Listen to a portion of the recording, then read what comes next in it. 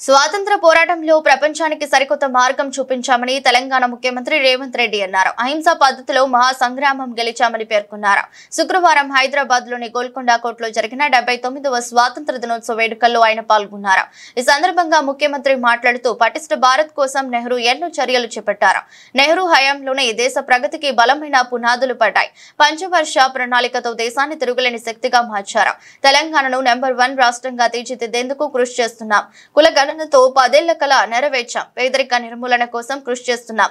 సామాజికంగా ఆర్థికంగా తెలంగాణ బలపడాలి. సన్నబియ్యం పంపిణీతో పేదల కళ్లలో ఆనందం చూసాం. వరంగల్లో ఇచ్చిన రైతు రుణమాఫీ హామీ నెరవేర్చాం.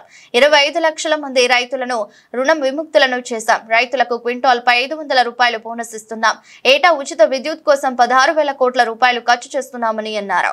మేము అధికారం చేపట్టే నాటికి గత పాలకులు మాకు వారసత్వంగా 8,21,651 కోట్ల రూపాయల అప్పులు మరియు బకాయిలు మిగిల్చి వెళ్లారు. దీనిలో 6,71,757 కోట్ల రూపాయల అప్పులు, అదేవిధంగా ఉద్యోగులు ఇతర పథకాలకు సంబంధించిన బకాయిలు 40,154 కోట్లు, ఎస్సీ ఎస్టీ సప్లైన్ సింగరేణి విద్యుత్ ఇతర విభాగాలకు చెల్లించాల్సిన బకాయిలు 1,09,740 కోట్లు.